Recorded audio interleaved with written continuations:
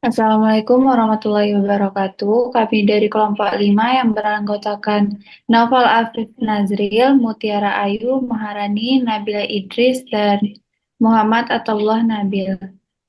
Di sini kami akan mempresentasikan tentang wound healing.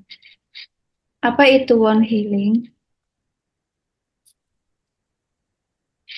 Wound healing adalah aspek lain dari homeostasis yang menjadi tanggung jawab kulit ketika rusak.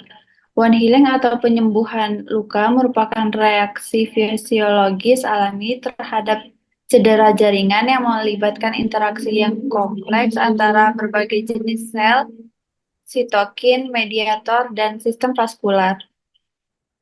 Wound healing ini dibedakan menjadi dua, yaitu epidermal wound healing dan deep wound healing.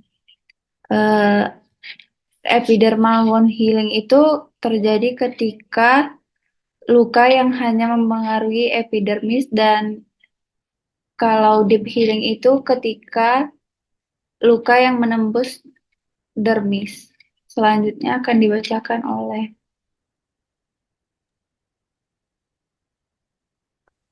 Baik, yang pertama adalah epidermal wound healing. Meskipun bagian tengah luka epidermis dapat meluas hingga ke dermis, bagian tepi luka biasanya hanya melibatkan sedikit kerusakan pada sel epidermis superfisial. Jenis luka epidermis yang umum terjadi adalah lecet atau sebagian kulit terkikis dan juga luka bakar. Sebagai respon terhadap cedera epidermis, sel-sel basal epidermis yang mengelilingi luka memutus kontak dengan membran basal. Sel-sel tersebut kemudian membesar dan bermigrasi melintasi luka. Sel-sel tersebut tampak bermigrasi sebagai lembaran hingga sel-sel yang bergerak maju dari sisi berlawanan dari luka bertemu. Ketika sel-sel epidermis bertemu satu sama lain, mereka berhenti bermigrasi karena respons seluler yang disebut dengan kontak inhibition atau penghambatan kontak. Migrasi sel epidermis berhenti sepenuhnya ketika masing-masing akhirnya bersentuhan dengan sel epidermis lain di semua sisi. Saat sel epidermis basal bermigrasi, hormon yang disebut dengan epidermal growth factor merangsang sel punca basal untuk membelah dan menggantikan sel yang telah berpindah ke dalam luka. Sel-sel epidermis basal yang berpindah tempat membelah untuk membangun lapisan baru sehingga menebalkan epidermis yang baru.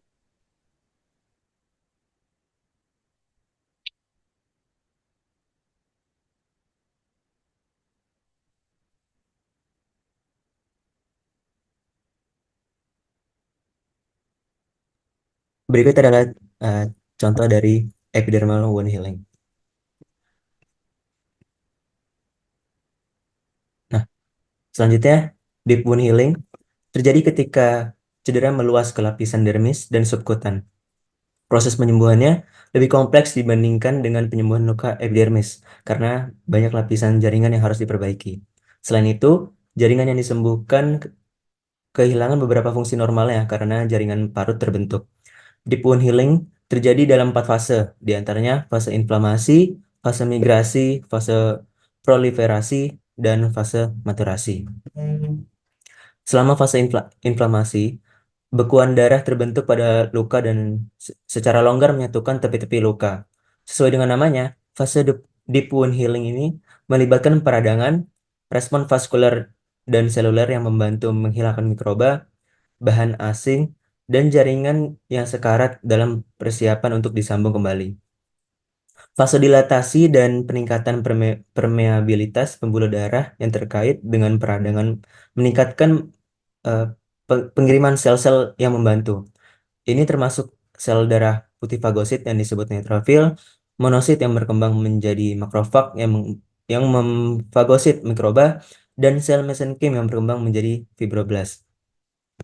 3 fase berikutnya berfungsi untuk memperbaiki luka. Pada fase migrasi, gumpalan menjadi eh, kropeng dan sel epitel bermigrasi di bawah kropeng untuk menjembatani luka. Fibroblast bermigrasi di sepanjang benang fibrin dan mulai mensintesis jaringan parut atau em, serat kolagen dan glikoprotein, serta pembuluh darah yang rusak mulai tumbuh kembali. Selama fase ini, jaringan yang mengisi luka disebut jaringan granulasi. Fase Proliferasi ditandai dengan pertumbuhan sel epitel yang ekstensif di bawah keropeng, pengendapan serat kolagen oleh fibroblast dalam pola acak, dan pertumbuhan pembuluh darah yang berkelanjutan. Akhirnya, selama fase maturasi, keropeng akan mengelupas setelah epidermis dikembalikan ke ketebalan normal. Serat kolagen menjadi lebih terorganisir, fibroblast berkurang jumlahnya, dan pembuluh darah pulih kembali normal.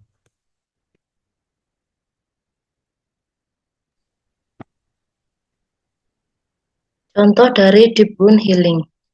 Proses pembentukan jaringan parut disebut fibrosis.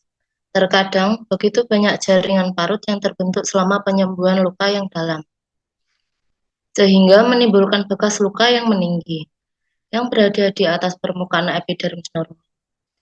Jika bekas luka tersebut tetap berada di dalam batas-batas luka asli, maka itu adalah bekas luka hipertrofik. Jika meluas melampaui batas kejaringan normal di sekitarnya, itu adalah bekas luka keloid. Jaringan parut berbeda dengan kulit normal karena serat kolagennya tersusun lebih padat, elastisnya berkurang, pembuluh darahnya lebih sedikit, dan mungkin memiliki jumlah rambut, kelenjar kulit, atau struktur sensorik yang sama dengan kulit yang tidak rusak. Karena susunan serat kolagen dan kelangkaan pembuluh darah, bekas luka biasanya berwarna lebih terang daripada kulit normal.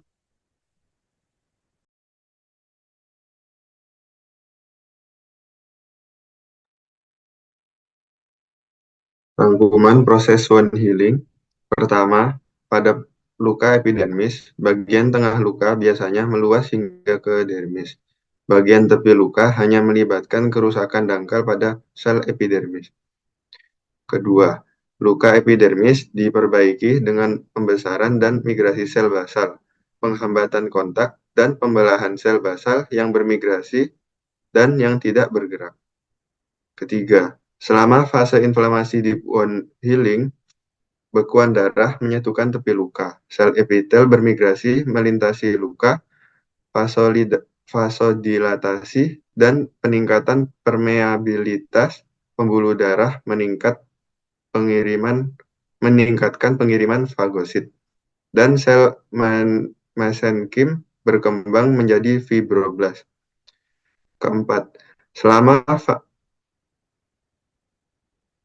Keempat, selama fase migrasi, fibroblast bermigrasi di sepanjang benang fibrin dan mulai mensintesis serat kolagen dan glikoprotein.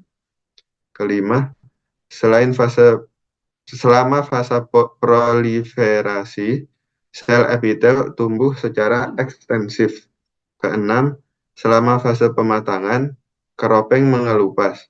Epidermis dikembalikan ke ketebalan normal.